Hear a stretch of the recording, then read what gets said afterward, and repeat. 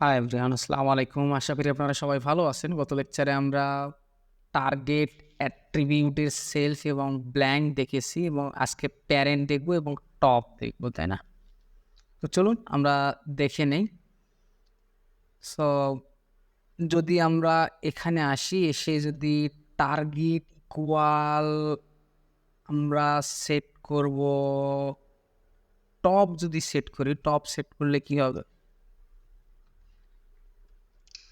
Top যদি set করি তাহলে পুরো যে পেজটা আছে, অর্থাৎ এই যে পুরো আপনারা পেজটা দেখতে পাচ্ছেন, ডকুমেন্টটা দেখতে পাচ্ছেন, সব অর্থাৎ পুরো পেজে সে ওপেন হবে। ঠিক আছে? কোনো ফ্রেমের ভিতরে সে আবদ্ধ থাকবে না। পুরো ওয়েব ডকুমেন্টটার ভিতরে পুরো ওয়েব পেজটা জুড়ে এই লিঙ্কটা ওপেন হবে। সো আমি যদি কোডে এসে টার্গেট ইকুয়াল টপ লিখে যদি সেভ করি, সেভ করে যদি ব্রাউজারে আসি, এসে যদি ক্লিক করি তাহলে দেখতে পাবো কোনো প্যারেন্ট ফ্রেম বা চাইল্ড ফ্রেম না, পুরো যে ডকুমেন্টটা ছিল এই পুরো ডকুমেন্টের ভিতরে সে ওপেন হয়ে গেছে। আমরা ব্যাক করতেছি, ব্যাক করে আমরা ব্ল্যাঙ্কে কি দেখলাম? ব্ল্যাঙ্কে দেখলাম নিউ ট্যাবে ওপেন হবে, টপে দেখলাম পুরো ডকুমেন্টটাতে সে ওপেন হবে এবং সেলফ দেখলাম, সেলফ বলতে সে যে এরিয়ার মধ্যে থাকবে, যে ফ্রেমের ভিতরে রাখবো সেই ফ্রেমেই মূলত সে ওপেন হবে। এবং লাস্ট যেটা থাকলো সেটাকে বলা হচ্ছে প্যারেন্ট, অর্থাৎ প্যারেন্ট ফ্রেমে সে ওপেন হবে। ফর এক্সাম্পল আমি যদি এখানে আসি, এসে যদি দেখি এটা হচ্ছে চাইল্ড ফ্রেম, এই যে ফ্রেমটা ছোট যে ফ্রেমটা দেখতে পাচ্ছি এটা হচ্ছে চাইল্ড ফ্রেম এবং এর প্যারেন্ট ফ্রেম হচ্ছে উপরের ফ্রেমটা। ঠিক আছে? এর ফ্রেমটা হচ্ছে উপরের ফ্রেমটা। এখন যদি আমরা টার্গেট ইকুয়াল প্যারেন্ট দিয়ে দিই, টার্গেটের ক্ষেত্রে যদি আমরা প্যারেন্ট দিয়ে দিই, প্যারেন্ট দিয়ে যদি সেভ করি, সেভ করে যদি ব্রাউজারে আসি, এখন যদি ক্লিক করি তাহলে চাইল্ড ফ্রেম কিন্তু ভ্যানিশ হয়ে যাবে, হয়ে গিয়ে সে প্যারেন্ট যে ফ্রেমটা আছে এই পুরো ফ্রেমের ভিতরে সে এখন জায়গা নিয়ে নেবে, লিঙ্কটা ওপেন হবে। আমি যদি ক্লিক করি তাহলে আপনারা দেখতে পাচ্ছেন চাইল্ড ফ্রেম গায়েব হয়ে গেছে, অর্থাৎ বিদায় হয়ে গেছে এবং এখন সে প্যারেন্ট ফ্রেমের ভিতরে সে কী হচ্ছে, লিঙ্কটা ওপেন হচ্ছে।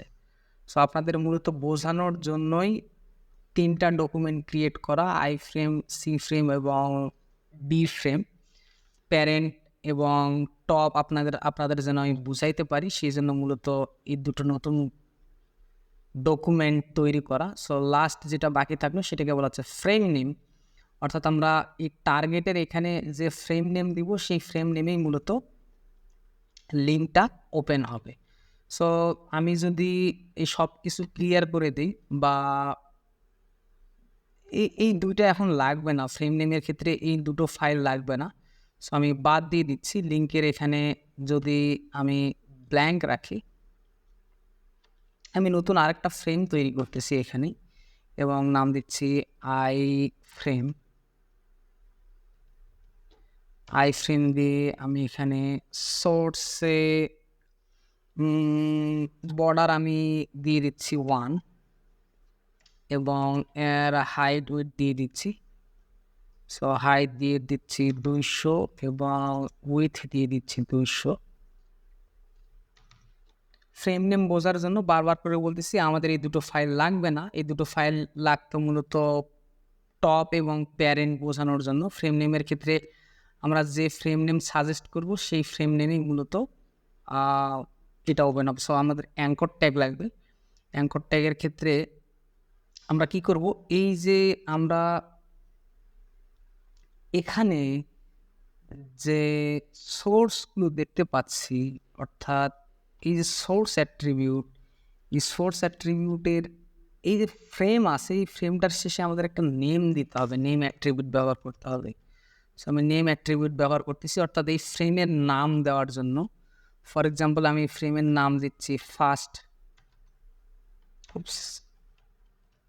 এবং এই যে ফ্রেমটা আছে এই ফ্রেমের আমি নাম দিচ্ছি লাস্ট। নেম দিতে হবে।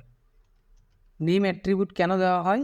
এই যে আমরা যে এলিমেন্টটা ব্যবহার করতেছি প্রত্যেকটা এলিমেন্টের নাম দেওয়ার জন্য মূলত ফ্রেম নেম অ্যাট্রিবিউট ব্যবহার হয়। সো এই দ্বিতীয় ফ্রেমের ক্ষেত্রে আমি নাম দিচ্ছি সেকেন্ড।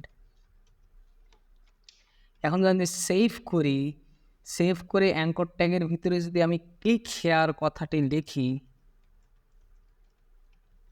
লিখে আমি যদি এই এইচ রেফের ভিতরে আমি যদি প্রথম আলোর লিঙ্কটা ধরায় দেই, অর্থাৎ আমাদের ক্ষেত্রে যে প্রথম আলোর যে লিঙ্কটা ছিল, এই প্রথম আলোর লিঙ্কটা আমি কপি করতেছি, কপি করে এই যে আমাদের এইচ রেফের ভিতরে পেস্ট করে নিচ্ছি। সো আমি সোর্স ব্ল্যাঙ্ক রাখতেছি দুটোর ক্ষেত্রেই, ব্ল্যাঙ্ক রেখে যদি সেভ করি, সেভ করে যদি আমি এখন ব্রাউজারে আবার পুনরায় যাই, গিয়ে দেখতে পাচ্ছি আমাদের মোটামুটি 2টা ফ্রেম তৈরি হয়েছে। একটা ফ্রেমের আয়তন একটু বড়, আমরা 300 না দিয়ে এটাকেও 200 করে দিই। হ্যাঁ, সেভ করলাম, ব্রাউজারে আসলাম, তাহলে দেখতে পাচ্ছি 2টো ফ্রেম এবং 2টো ফ্রেমের পরে একটা অ্যাঙ্কর ট্যাগ বা অ্যাঙ্কর এলিমেন্ট আছে। সো এখানে যদি আমরা ক্লিক করে আমরা বলে দিব যে এই ফ্রেমের লিঙ্কটা ওপেন হবে, বাম দিকের ফ্রেমে ওপেন হবে না ডান দিকের ফ্রেমে ওপেন হবে। এটা কিভাবে বলে দিব? আমরা যেহেতু এখানে ফ্রেম নেম বলে দিছি, তাই না? সো আমাদের যেটা করতে হবে, এখানে আমাদের টার্গেট অ্যাট্রিবিউট নিতে হবে এবং টার্গেটের ক্ষেত্রে আমরা কি বলবো? ফ্রেম নেম বলতে আমরা ফ্রেমের যে নেম দিচ্ছিলাম, ধরেন যে ফার্স্ট, এটা কপি করতেছি, কপি করে টার্গেটের এখানে নিয়ে এসে বসায় দিচ্ছি। অর্থাৎ আমরা বলতেছি টার্গেট ফার্স্ট, অর্থাৎ ফার্স্ট ফ্রেমে তুমি ওপেন হবা। সো আমি যদি ব্রাউজারে আসি, এসে যদি ক্লিক করি, তাহলে দেখতে পাবো আমাদের প্রথম ফ্রেমে কী হয়েছে, আমাদের প্রথম আলো ওয়েবসাইটটা ওপেন হচ্ছে। সো আমি যদি ফার্স্ট না দিয়ে এখানে সেকেন্ড বলতাম,